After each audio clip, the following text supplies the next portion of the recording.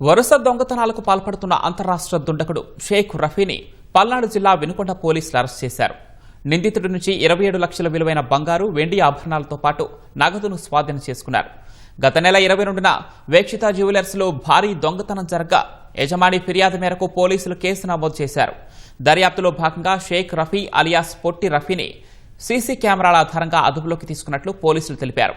చోరీకి ఉపయోగించిన royal Enfield bike, ఆటోను నిందితుడి నుంచి స్వాధీనం చేసుకున్నారు. పేరు షేక్ రఫీ ఎలియాస్ పొట్టి రఫీ.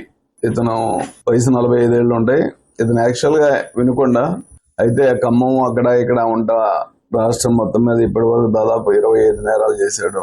22వ తారీఖు, పోయిన నెల 22వ తారీఖు వేక్షిత జ్యువెలర్స్ లో 7 కేజీల వెండిని తస్కరించి వెళ్లాడు. దాన్ని మొత్తం ఇంటాక్ట్ రికవరీ చేయడం జరిగింది. అలాగే అద్దంకికి సంబంధించి, మదనపల్లికి సంబంధించి, గిద్దలూరుకి సంబంధించి కూడా కొన్ని అతను కన్ఫెస్ చేసిన దాని మీద అద్దంకి సంబంధించి ఒక 1 lakh క్యాష్ రికవరీ చేయడం జరిగింది.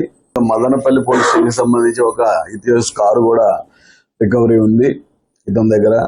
అది వాళ్ళకి ఇన్ఫర్మేషన్ ఇవ్వడం జరిగింది.